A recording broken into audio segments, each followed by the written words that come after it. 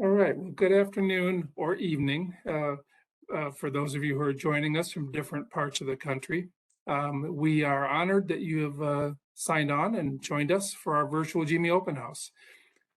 Next, my name is Dr. Rob Frederick, and I have the privilege of having a couple of roles that relate to GME and helping lead this event this evening. So I am the resident physician recruiter for the GME office at the University of Toledo College of Medicine, Life Sciences. And I also serve as the Senior Vice President Academic Affairs for ProMedica Health System, which is the core clinical training for much of our GME training at the university. So I do welcome you. Well, you know that your time is precious, and that we hope that your evening is both an opportunity to learn some of the areas that we have for our objectives and experience a good time of just enjoying your time with us, as us with you, and your ability to interact with some of our residents toward the end of our session as well. Our goal is to provide an overview of the UT College of Medicine and Life Sciences GME programming. And that's just a snippet of our programming that we'll be able to share during our time here, with much more information, of course, through our website. But also that would include our community and our teaching sites, a little bit of overview of those. And the majority of our time will actually be spent talking about our UToledo approach to maintaining a diverse, inclusive, and supportive environment, and how that ties to well-being, as well as hearing about experiences that our current residents, some of them have had and are experiencing, and what they can share. Next. So the details, next. So the details of our agenda are here just to give you a little idea of what to expect. The overview, followed by a little discussion about our sites and our community. The next area really is about the UT and ProMedica affiliation as a format for our educational training programs.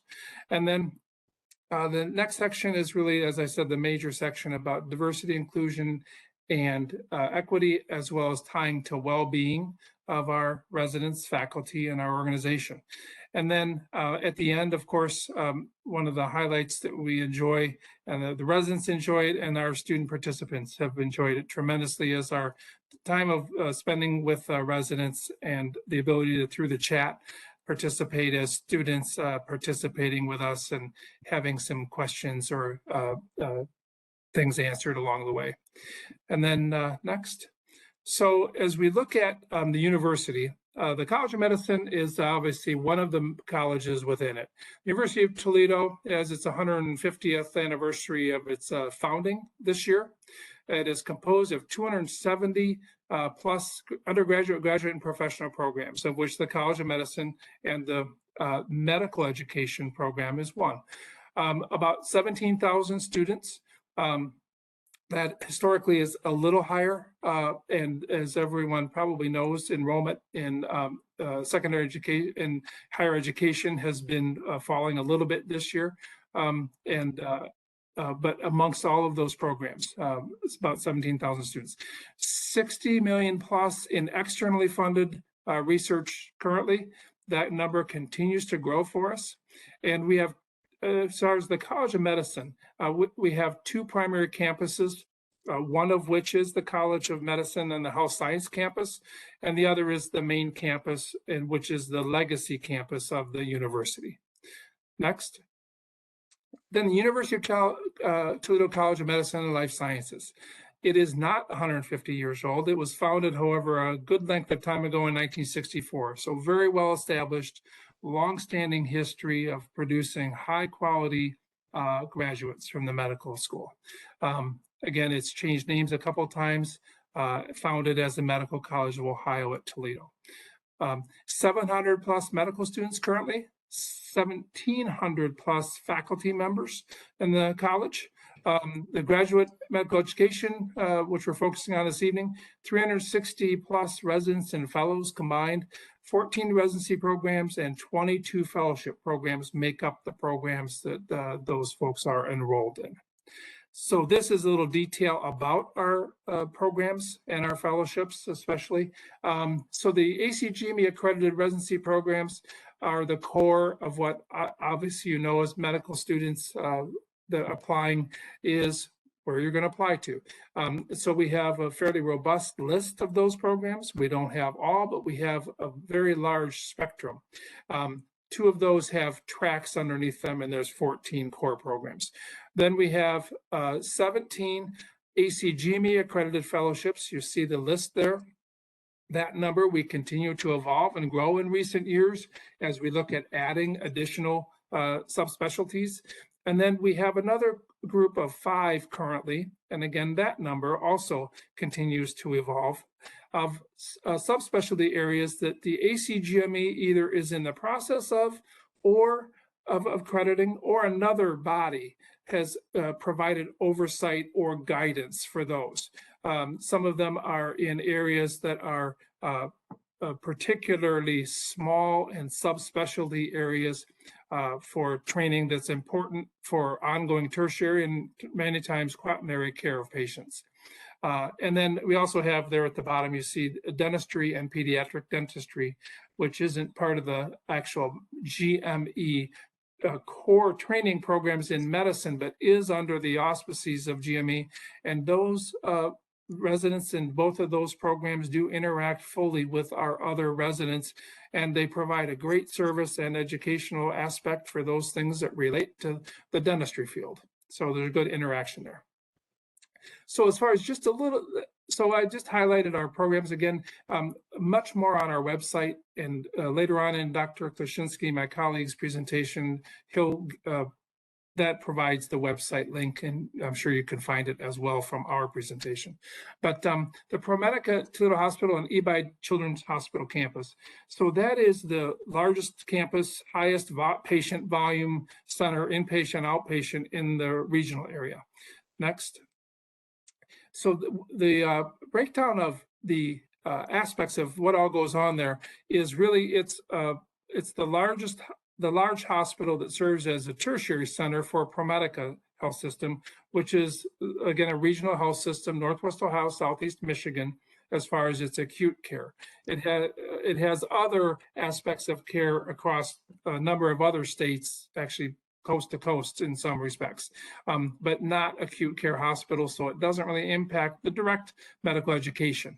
But the 11 hospitals that feed into it do. So it serves as that tertiary center. In 2019, we were pleased to add on to the campus a separate, complete 13-floor tower of beds that is new and very much advanced in care there, as well as very connected to the original hospital. So everything was able to be maintained on one campus in adjoining bed towers. Those spaces have been focused on adding and complementing the structure of patient care with academics, so that there were academic spaces that were part of the consideration in that whole construct. The total is about 800 beds, a little over 800, and about 30,000 admissions, 80,000 ER visits.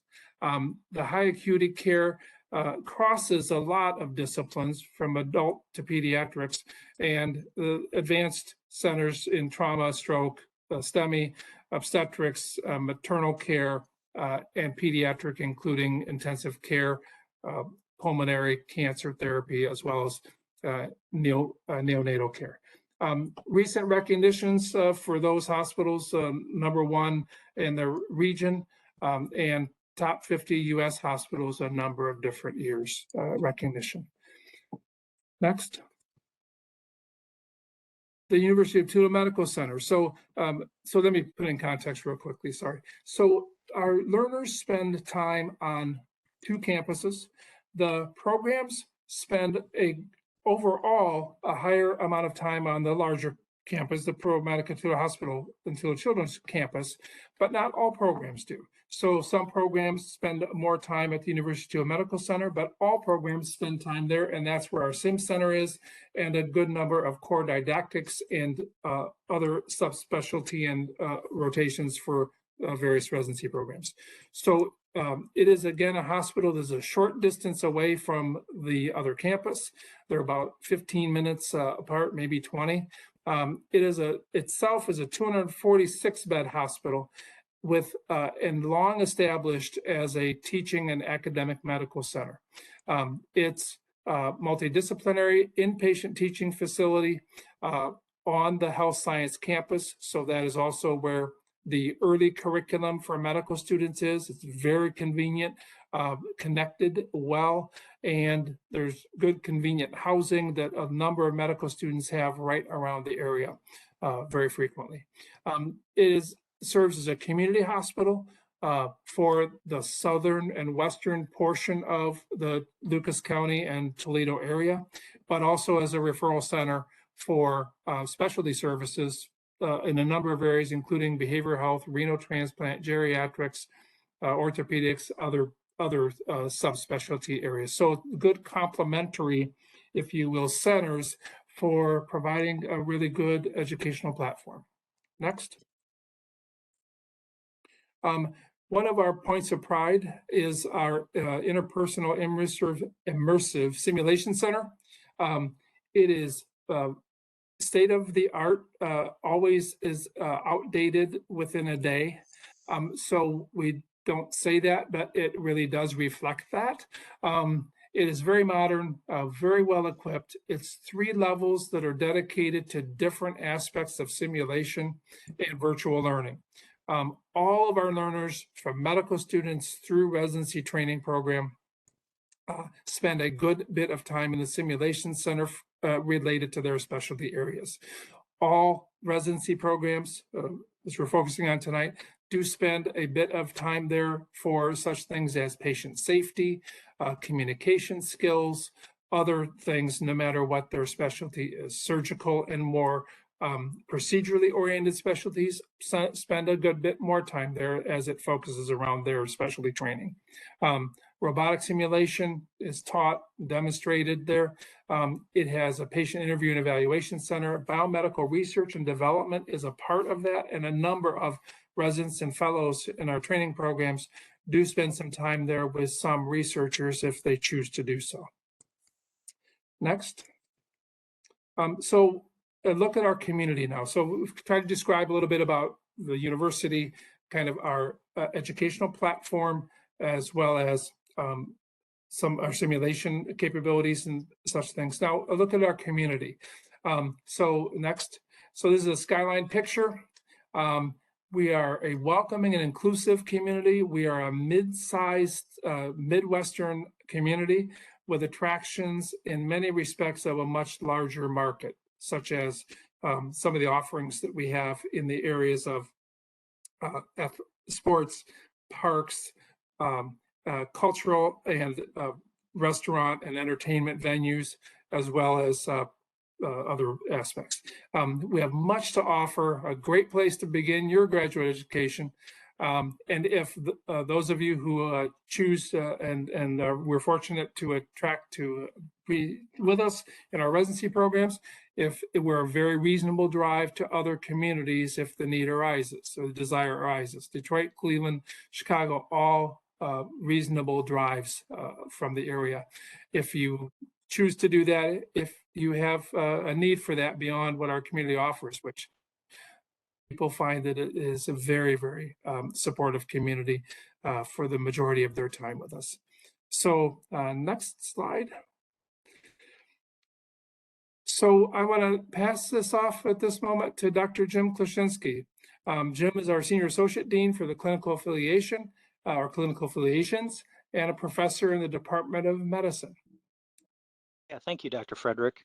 And I wanted to thank all of our participants tonight for taking the time out to join us.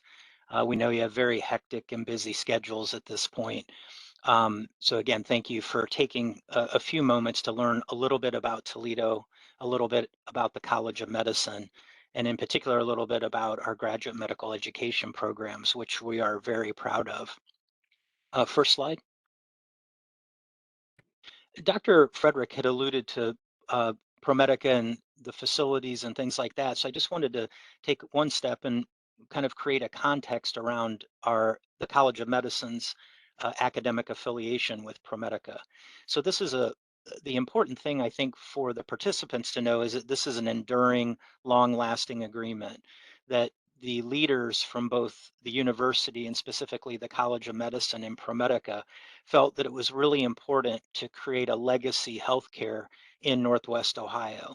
And by these two organizations joining, two of the largest employers in Northwest Ohio, and that power of the academic and private healthcare partnership really drives innovation, uh, expansion of programs, and obviously is great for the community with what that bridge can build. So there was a couple things, goals or sort of guiding principles we call them about what we were trying to accomplish with the academic affiliation.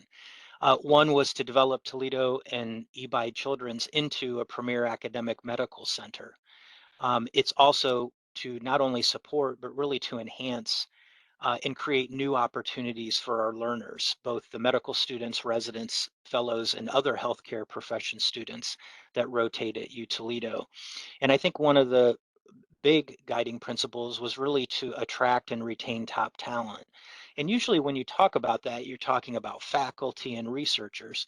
I actually look at it and I think our, we look at it collectively as you. You are the top talent that we are trying to retain, both entering into medical school. We're trying to retain and attract people into our residency program who then stay in our community and practice and then carry on that legacy of healthcare in Northwest Ohio. Next slide. I know we just have a couple minutes together, so I wanted to make sure that you had at least one slide that gave you the website. You can find a lot of information, as Dr. Frederick alluded to, about specific programs and questions that you may have. So, please check that website out. It does answer a lot of questions. We have some videos and other resources on there, so you can, at your own pace and leisure, learn a little bit more about our GME programs. Next slide. I wanted to kind of set up our next two speakers, two colleagues that I'm very proud to know, Dr. Kim Jenkins and Dr. Shaza Athmani, who I work with closely. And before turning over the podium to them, I wanted to sort of point out something that I think is very important for you in your search for a graduate medical education program. And that is, I think you should look for a place, or would advise you to look for a place that can identify what their core values around diversity, inclusion, and well-being are. And I think that if you go or visiting places, or in our case, virtually interviewing, I think it's important that you ask these type of questions. What is the value that the institutions you're looking at place on these? So again, we don't have a lot of time together, but I wanted to give you at least a couple links about two things that I think are important, and again, at your leisure would have you look at. One is the University of Toledo's strategic plan for diversity, inclusion, and equity. And that strategic plan was a 3-year strategic plan that was outlined in 2020. And as a result, the College of Medicine and Life Sciences followed suit with its own strategic plan that's based on the principles and guidelines of the university plan. And so these are areas that we feel are very important to us, that stress the importance of these initiatives that we have. So, again, I would ask you to look at those and also reflect on those as you're looking at places, that what do these institutions value? And how do I know that? How do I see that? And how do I feel that when I'm, thinking about a place to consider home maybe for the next 3 to 5 or 6 years? The last comment I would make is around the issue of well-being. And I'm, again, very proud of the work that our Graduate Medical Education Office has done in the area of resident well-being. And so you hear this term a lot for physician burnout or faculty well-being. Actually, in graduate medical education at the university, we've made very serious commitments to the well-being aspects of residents and fellows in their careers here. In fact, Dr. Rathmani started in our graduate medical education office, and one of her primary focuses was to develop programmatic things around well-being and to create plans for our residents and fellows in the area of well-being, that we thought it was so important that we actually wanted to dedicate people and resources, both human and financial, to the well-being of our house staff. So I think, again, that's something that you may want to contemplate when you're looking at various places, is how are they going to take care of me, and how do they view me as part of the community here, and how will they foster and develop my well-being so that I can be successful in residency programs. So with that, again, thank you for your time, and I'll turn it over to my colleague, Dr. Kim Jenkins. Good evening. I'm Kim Jenkins. It's my privilege to serve as Chair of Anesthesiology and Associate Dean for Diversity and Inclusion. Next. I wanted to talk a little bit about some of the programs offered through our office and the ways that we support and empower our students and residents in training within the college. We really aim to position ourselves as a national leader in our initiatives and policies that promote our DEI efforts. And we really work intentionally to build a climate where we can best meet the needs of the diverse population we're privileged to serve. Next. As Dr. Clashinski stated, in 2020, we developed our first 3-year strategic plan for diversity and inclusion for the college, and we used the overall university 3-year strategic plan for D&I as a template. But we really try to frame it in a way that best met the needs of the members of our college and focused on our recruitment and retention efforts.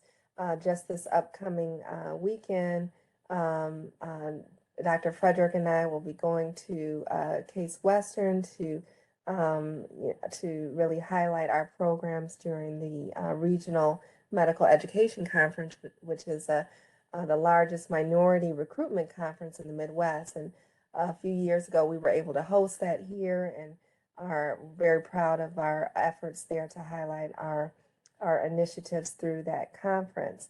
We really focus on our clinical education and how that's able to highlight our DEI work, our inclusive practices, and our outreach programs to underserved communities. Next. And when we think about the members of our community, we like to think that we embrace an environment where diversity is not just tolerated, but celebrated in every aspect of this learning environment. Next. And there are several organizations throughout the college that we support in their own agendas of outreach and making a positive impact, including the Student National Medical Association, SNMA, which promotes African American recruitment and support, LMSA, the Latino Medical Student Association, the People Organization, which supports LGBTQ plus efforts. And there are just a broad spectrum of groups throughout the college which have their own initiatives and programs. And we really leverage the resources through our office to help them meet their agenda for any academic year. Next, White Coats for Black Lives chapter here is one of our largest organizations promoting social justice practices and addressing racism in medicine, with over 300 members, including students, faculty, and staff. And we support one of our newest diversity organizations on campus. Next. And we also support strong outreach to our community in partnership with ProMedica, the Barbershop Initiative, partners with community members, advocates, and business owners to provide health education and screenings and resources for underserved members of the African American communities to address health disparities in Greater Toledo. Next. And we really think that outside of your own individual efforts, serving in a role on the Dean's Advisory Council on Diversity and Inclusion is another opportunity to lead the conversation and lead initiatives and programs which can meet the needs of the members of this college and in our greater Toledo community. And so, as we said, that the first strategic plan was developed in 2020 to 23. And so we're in the process of looking at how far we've come and really looking at the goals and strategies moving forward for that development of our next 3-year plan. So the residents here, the students and faculty are all welcome to really help carve out the vision for the college as we look at these efforts. Next. Every month, we host several events, including our Language of Diversity series, and we cover a broad range of DEI topics and host keynote speakers across the country. Next, we also host town hall discussions addressing challenges in equity and justice in medicine and education. Next, and we also look for opportunities to engage our faculty and colleagues across our campus in crucial conversations. Next, we have a Women in Medicine series, which welcomes our faculty, residents, students, and staff in these conversations. And so part of being a resident here is really helping and training in this environment is helping to lead these conversations, to help to bring these topics to the table so that we're best meeting the needs that you need during your training. Next. We also have our faculty members participate in ongoing support and mentorship for our students and residents. They give talks, provide support and motivation throughout your training. Next. And one of the most empowering things that you can do during your training is to remind yourself why you're here and to have some meaning and purpose for your time here outside of the 4 walls of the medical center. And so we really give you several different opportunities to support disadvantaged youth in our communities through our pipeline programs. Next, we have STARS and REACH programs, which partner with students who are either from underrepresented backgrounds in medicine and socioeconomically disadvantaged, first-generation college students. And this is an opportunity for our medical students and our residents to mentor, to present an introduction to fields in medicine that these students may have never encountered, to provide support and really just highlight that this is a place where they can feel welcome and belong. Students. Next. The students that come, they will shadow clinically and then also participate in educational sessions with our residents. Next. And this is, in the long range, an opportunity for some of these students to actually come on board and choose this as their eventual training ground. So some of the students who've been in this program from high school may eventually matriculate to the university and again through the medical school and eventually through residency training. Next. And one of the main vehicles that we use our office really as a platform to really meet your needs. So as we're developing our programs, as we're thinking of speakers, as we're finding ways to best support our residents, we kind of think of the office as having a continual open door so that if you see some things that you'd like to be more a part to participate in, if there are some needs that are not met, we think of this office as a bridge to kind of help meet your needs every step of the way as you enter this next chapter in your medical training. Thank you. Hi, everyone. And thank you, Dr. Jenkins and Dr. Frederick and Dr. Clashinski. I'm Dr. Uthmani. I'm the Assistant Dean for Graduate Medical Education. I'm also the Interim Designated Institutional Officer and an Associate Professor for the Department of Emergency Medicine. I used to be the Associate Program Director for the EM Residency Program. I still do a lot of interviews for candidates like yourselves. So I'm really excited to be here tonight and to speak to all of you. And I'm very proud of all the residents that are on here today for the residency panel. So today I'm going to talk to you guys about well-being and the resources and initiatives we have at University of Toledo for our residents and fellows. So one of the big things that we have at University of Toledo is our employee assistance program. It's called Impact Solutions. It's a free 24/7 confidential support for the UT residents and their families.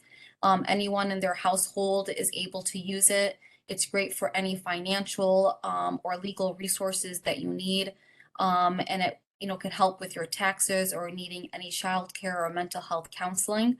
And you can call or use a chat bot, whatever that's needed. Additionally, we do have we give an AMA account to all the residents and fellows, and that gives them free access to an app called Headspace. It's designed to help with stress and anxiety, and I know a few residents who actually have reached out to me that use that app. In this picture over here, this is the general surgery residents during Resident Appreciation Week. Each program offers different types of events during that week. So one of the biggest things that we also have here at UT is an enhanced program. It provides a personal assistance and a life coach that helps improve the residents' life balance and also improve their resiliency and stress. And they also provide mental health counseling. Here at Graduate Medical Education, we have created a well-being champions in each program. We do have 1 to 3 residents in each program that meet with me quarterly. And we meet and discuss different types of well-being activities, just like this enhanced employee assistance program. And the residents actually have implemented resident awards during the Resident Appreciation Week, and they have decided different changes that they have wanted throughout the years. We also have implemented patient safety. So that's really important. So each campus has different types of patient safety mechanisms to report. So one of them is professionalism concern line. So we also provide that for discrimination or sexual harassment. That's something that we provide a zero tolerance on campus. And here we have some IM residents during Resident Appreciation Week who won some raffle tickets. Each ticket was different. Some residents won massages, others won different types of gift cards for different restaurants, book stipends, sweaters, and we also have Chick-fil-A that comes during that entire week. And some of these are the GI fellows as well during Resident Appreciation Week. Like I had said before, different programs do different things. So I'm going to go ahead and introduce and start our resident panel. I'm very proud of all the residents that are taking the time out of their busy day to be here tonight. If each resident can introduce themselves and we can start with questions. And if any of the students have any questions, please use the chat box and we can go from there.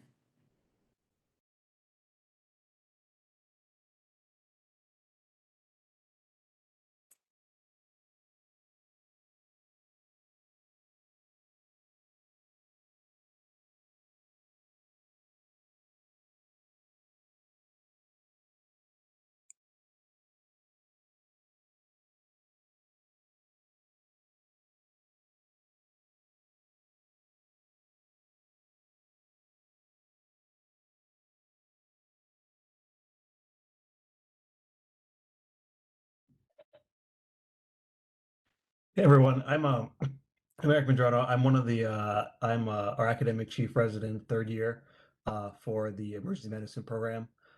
So I know there's some questions out there for from some of the students. On the chat, I see that it says here, what is the resident call schedule like? Is there a night float system or are there 24 shifts? Um, I can speak for the ER program, mostly in terms of like the call schedule. Usually we're called like our second, third year when we're off. Sometimes the resident gets sick. Sometimes we have to get called in, and our call schedules are split between the residents. It's pretty rare that we have to get called in, but I know like during the years of like when COVID was a big thing, there were times where we had to get called in. But that being the case, though, for at least for emergency medicine, we don't have 24-hour shifts. So even like in the pediatric ICU or some of our ICU rotations, we're not expected to do like 24-hour call.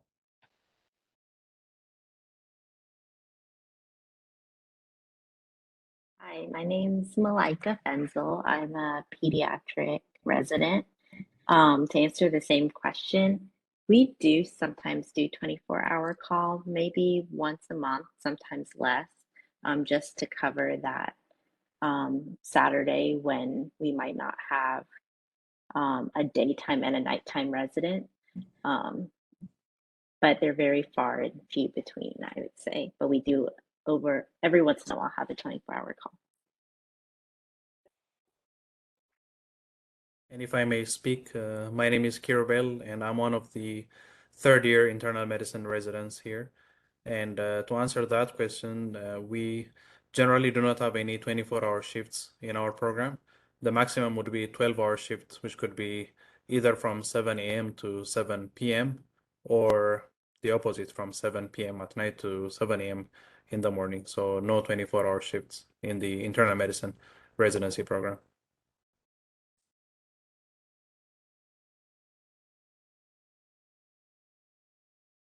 Hi, my name's Tanya. I guess I'm in my research year actually, but it's between my third and fourth year, and I'm a surgery resident.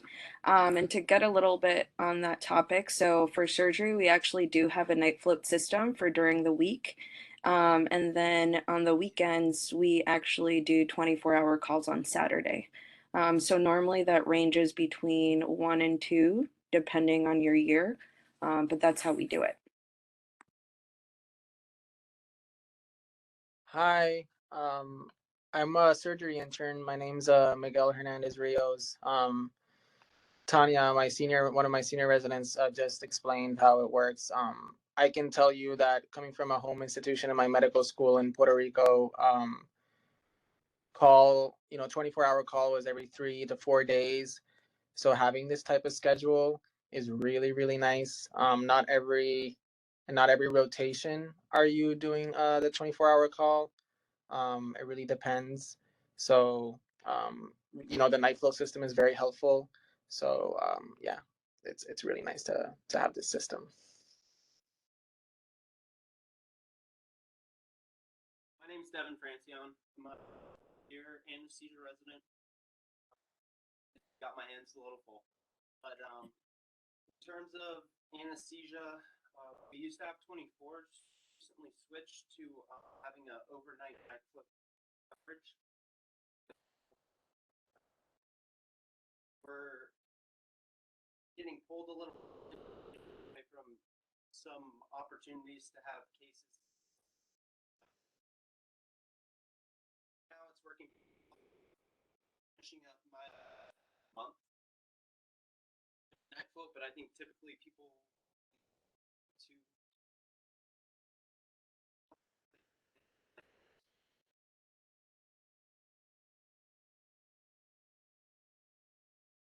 I think your audio cut out a little bit there, Devin. My name is AP. I'm one of the general surgery interns as well. I don't really have much to add. Miguel and Tanya hit that right on the nail. Hi, I'm Clarissa Pena. I am one of the second year IM residents, and Kira answered that we do not have 24-hour call in our program.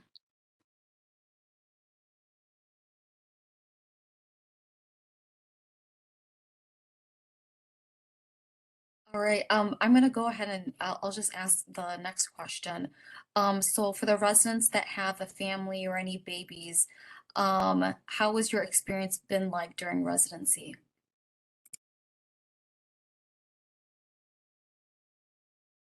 I guess, can you guys hear me now? I put in some, is it better? Yeah, we can hear you better. It's better. Cool. So I just recently had my son 2 months ago in July. I think that residency through pregnancy was all right. I think that for probably most people, you're better off doing it on the back end. It seemed like because I was able to kind of put the work in on the front half, people were understanding about, kind of accommodating my schedule a little bit. There's been a recent change in policy for most of the board exams where you were previously restricted from being able to take your boards if you missed a certain amount of time. As of the 2019 or so, they changed that to allow a little bit more flexibility in people's lives having kids. My program kind of vouched for me for my 3 weeks of sick time that I took to kind of get a little bit of paternity leave. What else can I say? Right now, my wife is in law school and finishing up her last year. I'm finishing up my last year, so as you can imagine, it's a little hectic. Depending on what specialty you go into and their flexibility. I know, like for me, they accommodated the idea that I would be okay having the entire month with night float. So I'm essentially with him during the day, and then I'm able to pass him off to my wife as she gets off of school. And we've kind of been able to make it work for the first couple months of his life, and then transition to babysitting or childcare later.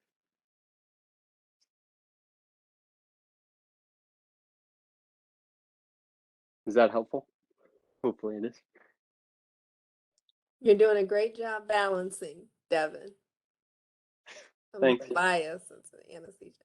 Anyone else want to talk about their family and work-life balance and the challenges that they've had during training? I can add in, I don't have a child yet, but one of the things that actually attracted me to the general surgery program is that it's a 6-year program with a built-in research year. And I appreciate having that flexibility of, being able to maybe, slow down with the clinical work and more focus on research and, building my life outside of that, figuring out when I'm gonna, have a realistic time frame to start a family. So that was a really big attraction to this program.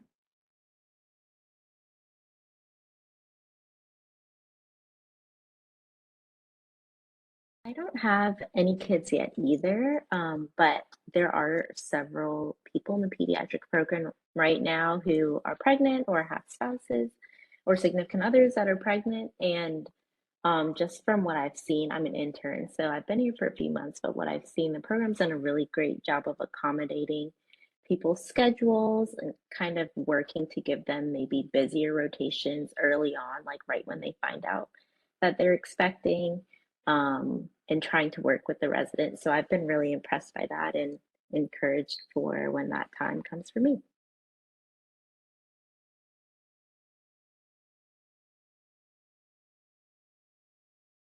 I guess also worth adding, I remember through COVID and even extending kind of past the May Day point of COVID, there were offers kind of going out for people babysitting. And I think even through ProMedica, they had some childcare options through the package that they had. I think, does anybody remember what that service was called? Like the one that offers financial information, health, and wellness opportunities, and then childcare. Yeah, we had the medical students come in and basically any student that was on campus that was helping the residents and fellows. Yep. We can ask the next question. Somebody had asked, how does the program help in transition from a medical student to a resident?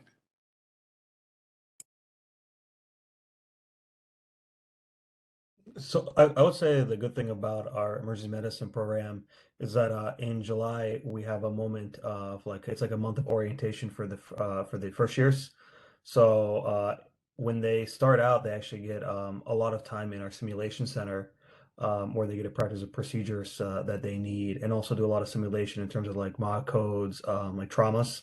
And the really good thing about that transition time between like medical student to resident is also we do, instead of like our 10-hour shifts that we do normally, they do 8 hours, and they're just there to kind of learn how to do the system and kind of just learn with some of the senior residents how the hospital works. So that way, when comes like the end of July, first week of August, they're pretty much like good to go and are ready to see all sorts of patients in the ER.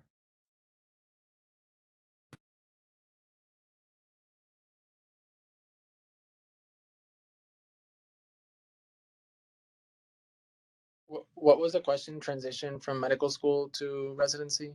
Yeah. What support do you have for that? Oof. So yeah, I'm a fresh intern. Nobody really talks about this process. Um, it was very stressful, especially if you're moving from out of state. I had never been to Toledo, never knew anything about it. So you graduate and you basically have to leave a few days later to get everything sorted out. Looking for apartments, looking for a new car if you don't have one. Um, but of course, the program is very, very supportive during orientation. They're very they listen to the new interns and any preoccupations or difficulties that they might have. My flight was delayed, my bags didn't come in. It was a complete mess, and I wasn't able to do stuff on the required deadlines, and everything was okay. Very understanding people. Um, and I was able to get everything sorted out and attend my orientations and get all the information and get settled in to start my first month in general surgery. So once you arrive and meet everyone, it flows very nicely. People are very welcoming here. I would have nothing bad to say about the orientation process. It was just the whole move-in process that was very difficult. Yeah. To piggyback on that, like I said earlier, I'm also one of the interns. My experience was a little bit different. I did a prelim year elsewhere, so I'm doing a second intern year essentially. But I still feel like I'm very supported. And as I've progressed through the year, given it's still early on, I still find myself, being able to run everything by my senior. You're never really like thrown into the wild, wild west, which was something that I experienced, at my previous institution. There's just a lot of support. There's a lot of supervision. I remember when we were doing our ATLS training, they said, this is a place like where, you're not going to be thrown into a chaotic situation and then be expected to like figure out how to swim in that moment. There's a lot of controlled settings. There's a lot of teaching. Your attendings are readily available to, talk you through things, which is a little bit different of an experience depending on where you guys did your medical school or other training. I would say there's a lot of supervision, there's a lot of help, and you're never really alone at this program. Does anyone else want to talk about mentorship, the role of mentorship during your training and the ways that you're supported throughout the years?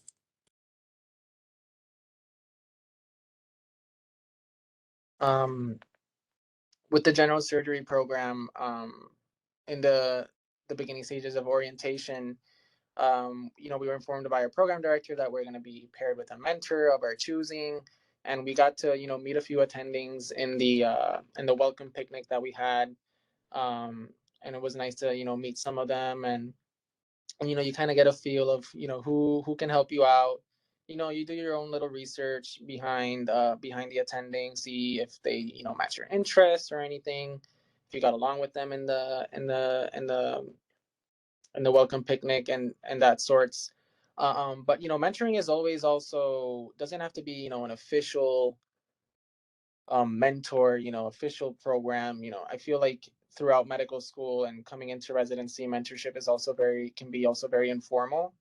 So, as you go along meeting new people, and this ranges from your senior residents to attendings, you'll be mentored, as you get along with other people, and you get a feeling of who you can ask for letters. So the general surgery program has a mentorship program, but as also the attendings are also very open to informal mentoring as you go along. And again, Tanya from the surgery department, just to reiterate that, like Miguel said, as you progress in your career, your interests are going to vary. So obviously, if you pick a mentor, and I think someone actually asked about assigned career mentors depending on your interest. So you can pick a mentor, and it's actually pretty great. They're very approachable. And, from my personal experience, I've had my mentors go out of their way to help me succeed, both academically and in my personal life. And, those people have changed based off of my interests, but even if I have changed my career goals, they've continued to support me. So that's been pretty nice.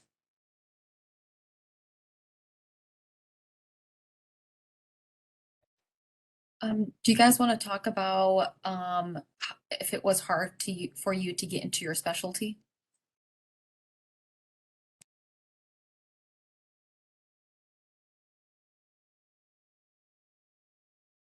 I guess I can expand on that.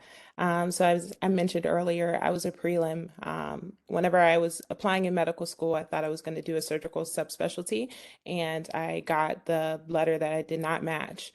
So I had to soap into a general surgery prelim position, and that was honestly my first experience like doing general surgery. Given that the hospital that I was at was more of a trauma hospital, and so I didn't really get as much general surgery exposure. So I would say it was actually pretty hard for me to, get into a position where I could, figure out what my career was going to look like. But as I progressed through my year and I was looking at programs, I remember just like sitting here looking at the University of Toledo website. For some reason, it just resonated with me. I could see myself living there. I'm like, let me see how the interview goes.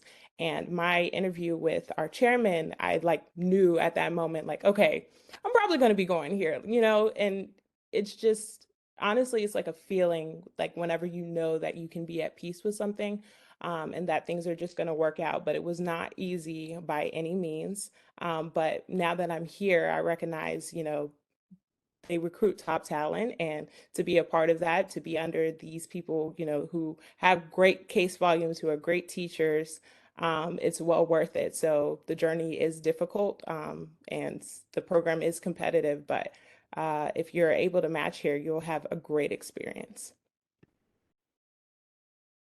Yeah. Again, one of the interns. So general surgery is one of the competitive specialties. I can only speak, of course, in regards to applying to general surgery. I'm a preliminary resident. I feel like my downfall was my scores. They were borderline passing, and so I can personally tell you from experience that evaluations go a long way. So make sure you do well in your clinical rotations and your electives. Get good evaluations. Always be responsive to feedback, and always have good intentions and professionalism and a good behavior and honesty when you go to work, because it'll go a long way. Um, I applied to a lot of programs. It's a lot of money, and not many people can do that. So you have to do your research, looking into programs, which ones fit you best. If they have any cutoffs for scores, which for me, I ignored that because I was below every cutoff. Um, so you just go with your gut, and as I said, I knew nothing about Toledo. I knew nothing about this program. I just came upon it, searching for programs on Doximity. You go into the website, you look at their videos, you look at the current residents, where they from, you get a feel of how diverse the institution is.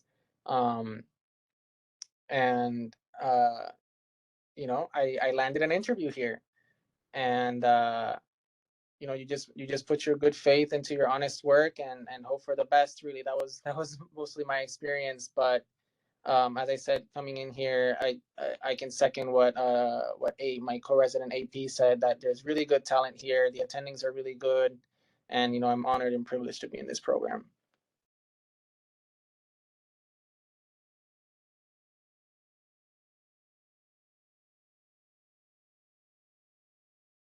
So what have some of you done to cope, especially the senior residents? Excuse my throat. Cope. What have you done to kind of cope with some of the challenges during training? You know, dealing with stress and dealing with the challenges of time management and or feeling overwhelmed with the schedule. But what are some of the things that you've done practically to cope during your training here?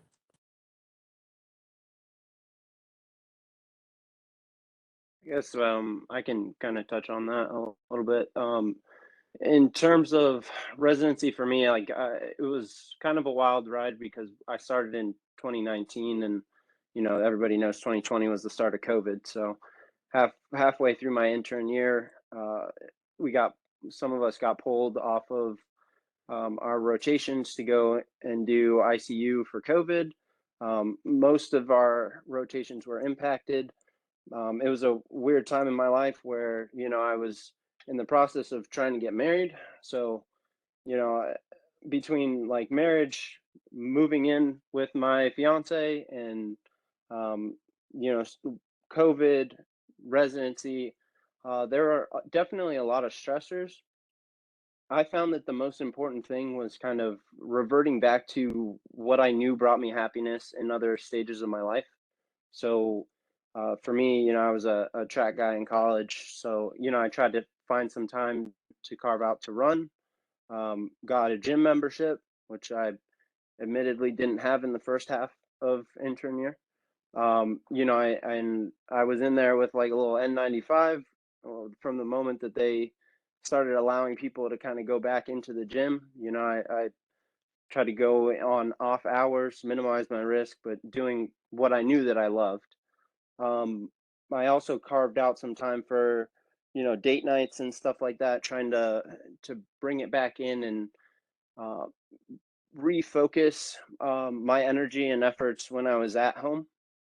I think that it's pretty easy when you get sucked into residency to get lost in the process and the learning and everything, which are all important. But you do need to make some time for yourself, your family, your friends, whoever is important in your life. And whether that's visiting them on a weekend, trying to convince somebody to come visit you. I think all those are great ways for people to kind of feel recharged and continue to fill your cup as, you know, residency does its best to drain you. Yeah. I would say like in the ER aspect, now going on to my like final third year, and you know, when I started out, kind of same thing with Devin, you know, with COVID and the ER especially, and how ER physicians especially have like probably one of the higher top like burnout rates too. But I can honestly say my resident experience has been really good here. I mean, it has its ups and lows in terms of you know, interacting with patients and going through those learning curves, but I can say honestly, I'm 100% much happier than I was ever in medical school. I think it's better that you can have your interaction with co-residents, kind of going through the struggles together, and then just having like a program that like cares for your wellness and faculty too. So I think like any student, when you're looking for programs, talk with the residents, see how they interact, not just with each other, but with the faculty and staff, because that'll be a big indicator in terms of a program that actually cares about your well-being.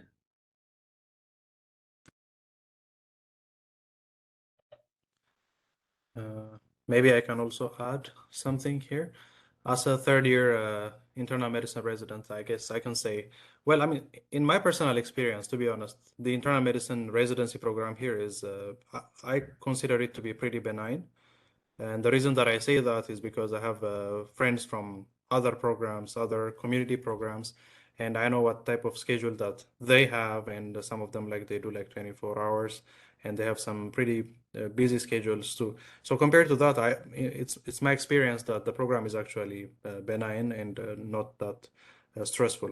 However, we do have, of course, rotations that tend to be busier than the rest, and some rotations might be a little bit lighter. And I personally, for instance, don't like working at night. So an entire month of night float, I don't find that to be something like that I enjoy personally. But even then, the way the program is set up is that it's set up in such a way that it's not like very much stressful. You have the support of senior residents, and the program generally cares about your well-being. So I don't think this is much of a concern. But if you happen to have like like a very like stressful experience, or if you find the residency to be like very like demanding or so, I mean, the program cares about your well-being. And if you feel like you're burnt out or anything, you can always reach out to the program, and there are several ways to support you. There are several resident wellness events that are going on. There's like Resident Appreciation Week and everything. And me personally, I would recommend that people have like, try to get a balance between like life and like residency, like hanging out with your friends, doing things like outside of like medicine, reading like non-medical things. Like I personally like self-help books or like psychology books and these things, meditation, taking walks like in the park and all these things. So if you tend to do like a little bit of these things and have some life outside of medicine, it tends to be okay, I guess. One of the applicants had asked, what is the cost of living in Toledo and what's your social life in Toledo like? I can speak about the cost of living a little bit. So the Midwest in general is a pretty affordable place to live. I find Toledo to even be on the lower end of cost of living. I actually was able to buy my own house on a resident salary, and it's in a good neighborhood. I know, in some residencies, you might have to live in a big city and live in an unsafe part of town, but I actually live in a very nice area, and never, I don't fear for my safety or anything. And then in addition to that, I think there's a lot of cost of living of like food. I know I go to like a farmer's market that's downtown, and it's actually incredibly affordable. There's also other things that I guess help contribute to the low cost of living or things for you to do. There's a really nice art museum around here that's free. I think the only thing you have to pay for is parking. Yeah. And maybe if we want to add about like how much exactly rent we pay. For instance, I personally live in this apartment complex called Chelsea Place, and when it started out, it was like 880 or something for like per month for like a one bedroom, and this is what's known as the relatively more expensive apartments actually, because I know people who live in decent apartments who pay like $1,000 for like two-bedroom apartments. So I feel like Toledo is actually very affordable, like in terms of the cost of living, especially with like having a salary of a resident. So it's pretty affordable. I would agree. I came from Atlanta. My husband and I moved here for my residency. He was able to find a job really quickly. So there's opportunities if you're bringing a significant other. We have a 3-bedroom house that's like 3 stories, like including basement. It's very nice. It's in the city, completely renovated. I was not expecting to find this in Toledo. Like, I'm just going to be 100% honest with you, but I'm very happy. So you can find your little slice of heaven, and it'll be, affordable within a budget. So those things exist. In terms of social life, life exists around you. It's up to you to, with a very limited amount of time that you will have in residency, just being honest, to actually like exert yourself to go and participate in things. Like, you may have one day off that week, and maybe, yeah, you want to like lay up and watch Netflix all day, or, just center yourself. But it's also important, to go out and to experience life, because, at the end of the day, depending on where your age range is, you're in your 20s, early 30s, mid 30s, wherever, life is still existing around you, and it's, you know, easy to get caught up in the whirlwind that is residency. So there are things to do. It's just up to you to muster up the energy and participate. So. And I can talk a little bit more about the social life too. So there's actually a bunch of stuff to do in Toledo. They have great apple orchards. They have sports teams that we enjoy going to. They also have, recently they had a Greek festival, which was really fun to go to with my co-residents. And they also had a Latino festival, which was also really nice. The other nice part about it is, one, you get very close to your co-residents, but also between departments too, you end up making friends as well. So I think all of that in general has provided for a good environment. One, to be stress-free, but it also makes, you know, working with people that you see all the time fairly easy. So it's been a great experience so far. That's excellent. Does anyone want to talk about the relationships that you have, the dynamic between the attendings and the residents during training? Can you kind of give an overview on what that experience is like?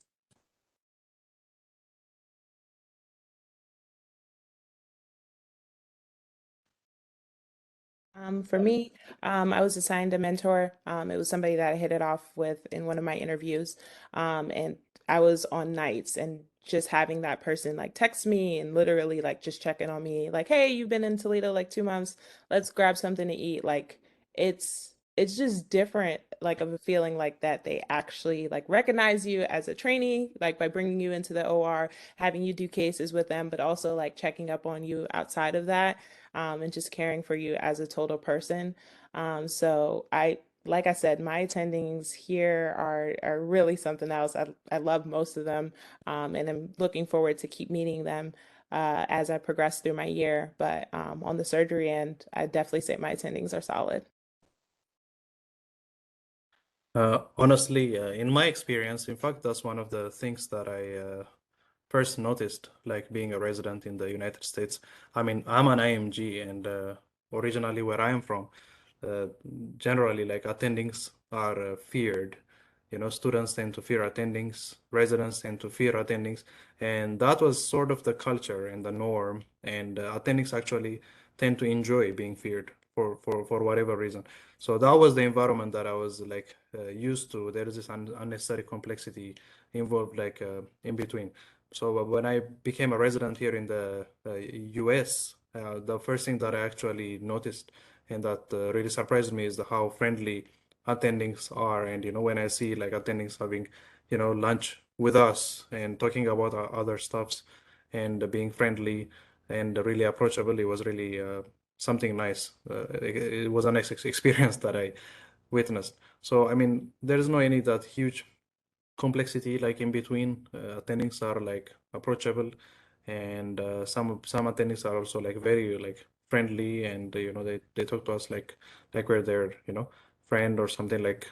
And it makes things like really easy, and it also helps us actually learn better because we are not afraid to talk to them, and we can actually learn more from them.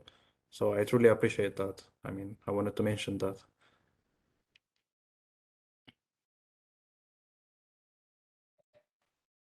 I too feel the same way. You know, they're very approachable, especially with the attendings in our department, surgery. You know, we have a fairly close relationship with them. We spend so many hours with them in the operating room.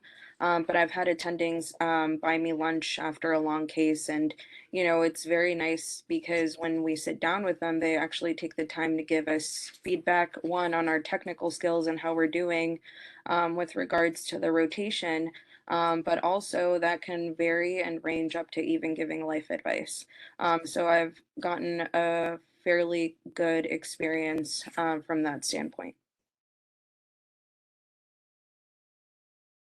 Anesthesia side, I would second that as well. I think everything that an anesthesia.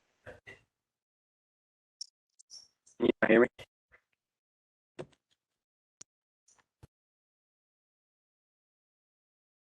Better? You just have to be a little bit louder. It's a little bit louder. It's clear though. It's clear now. Can you hear me now? So all the anesthesia attendings are super super nice, super welcoming. They are invested in both your professional and your personal success. I know that Jenkins was with me when I first found out, more or less that month when Robin was pregnant. We were every day in OB. I think we were coming in crossing our fingers. Nothing but kind of great thoughts and well wishes through the entire program. There are many attendings that kind of give out their numbers or are willing to talk to you after hours, investing their own time, kind of donating funds to wellness funds that exist kind of outside of the departmental funds, taking money out of their own pockets. It's a real testament to the amount of care and consideration that exists at Toledo. Also, there was a question about moonlighting. I don't know if anybody else is, but I am dabbling a little bit in the moonlighting realm. There is a possibility after you finish your intern year, demonstrate that you can pass your tests and whatnot. I think it's helped with the era of COVID and all the expenses that have kind of occurred.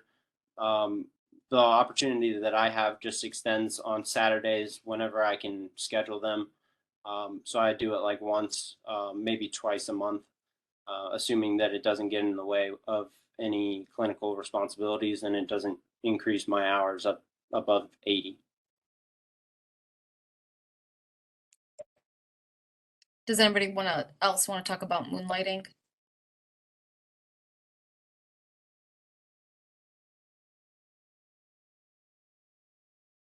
Yeah, I would say for the ER residents, usually once we pass step 3, we have some residents who do moonlight, like mostly kind of in their 3rd year.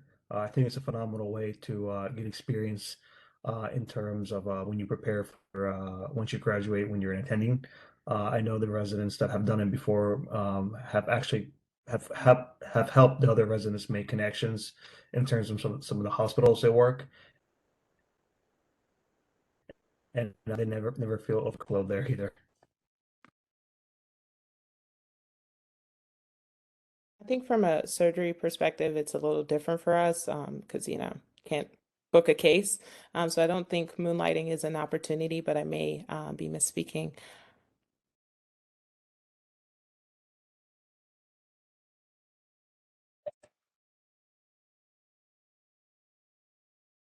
Okay, I'm going to do one more question and then I'll pass it to Rob.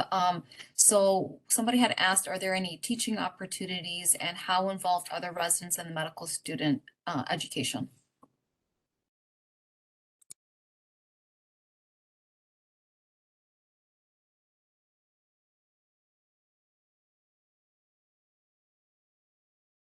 I'm currently on the trauma service. So, residency set up, at least in the surgical side, from a block to block rotation. And then as you become more senior, you do 2 months at a time. I do currently have a student, and it's really just kind of like based off my personal style of, having a student and trying to actively teach as much as I can to the student at their level of understanding. So I'm pretty proactive about trying to either, find an active patient for my medical student to follow and assigning tasks, as, their understanding permits to get them involved so they're not just like in the corner or feeling like they're not a part of the team. It's absolutely important for, me to get them as involved as possible because at some point, whether they choose surgery or not, they're going to have to be a part of a team environment. I haven't picked up a research project yet, but I know that other residents in the department are already starting their projects, and students are very valuable whenever it comes to research and opportunities like that. So my personal style is to try to get my students as involved as possible, but it really depends on a resident to resident basis in the surgery world. And then also for surgery too, so we are involved in every time they switch rotations when they come onto surgery, we have the opportunity to walk them through how to tie knots, how to suture. And then as far as research goes, so a lot of med students have actually reached out and, we're trying to get them as involved as possible in the projects. We also have a medical student research competition, which happened, I believe, earlier last month. And so we're, there to support them and to teach them how to go through the process of starting a research project and what you need to do in order to move forward with that. On the pediatric side, we spend quite a bit of time with students. And actually, every year we just kind of start our first lectures are called Resident as Teacher. And they just kind of talk us through how to be an effective teacher, how to make the students feel like part of the team, and the best ways to kind of help teach them to start to think about how to care for pediatric patients. So yeah, that's kind of one of our big responsibilities as residents is to kind of be like a first-hand teacher for residents. Yeah, and the same is true for internal medicine too. In fact, one of your responsibility as a resident is to be able to teach medical students, especially when you're a senior resident starting from like second year in some of the rotations like what we call the IMS service, for instance, the internal medicine service. The student coordinators will reach out to us, senior residents, ahead to let us know that certain students are going to be starting their rotations at certain times. And then we are required to meet with them on a certain date and then give them the orientation. And then they would kind of round with us, and starting from the next day, would give them certain amounts of patients for them to take history from and then present. And then after the rounds are over, then the senior resident would make some time, like in the afternoon, to teach the students about any topic that they would like to discuss. And that really depends on the willingness of the students as well as the residents also to teach. But even starting from your intern year, like if you are interested, really all it takes is a certain amount of interest, and then you can really teach students if you're interested. And then also if you are selected as associate chief resident, you'll have some lectures that will be assigned by the faculty to for you to give to the students too. And also there's opportunity for some research. Students get involved with case reports. And in fact, like every rotation in the internal medicine residency, you get to have some students assigned. So there's always like an opportunity to teach students, especially if that's something that you're really looking forward to. I think most rotations you end up having, or at least I ended up having med students on them. Funny story from my first rotation ever was endocrine. I find myself like almost 3 years later on OB, and one of the OB residents was previously on that rotation as a med student when I was on endocrine. She was like, "Oh my gosh, I remember you. You taught me so much," and I was like, "Oh, I'm glad that I was nice to you," because like we were kind of talking about earlier, you kind of get a little bit overwhelmed when you're starting off the transition from medical school to residency, and just along the way there have been people that have been on ICU. Me and Tanya or Tanaya were on ICU together. Have taught a couple people that have later come on to the surgery team as well. There's one CA1 in our program right now that was on as a med student when I was in the ICU. So, it almost comes full circle. Some people who are a little bit higher up in residency end up teaching those that, either come through as med students or continue on as residents. And then I will say for the emergency medicine residents too, the students have a great time in the emergency department. We usually have a chance to kind of teach them procedures in terms of like intubations and some of the other things we do there too. What's really nice about our program is that we actually have some of the residents who have some shifts that are dedicated to teaching. So we go there connected with some of the fourth year medical students mostly who want to go into emergency medicine. and then have a chance to kind of go like one-on-one or with like a small team of medical students and just dedicate time with them in terms of like teaching and providing them feedback.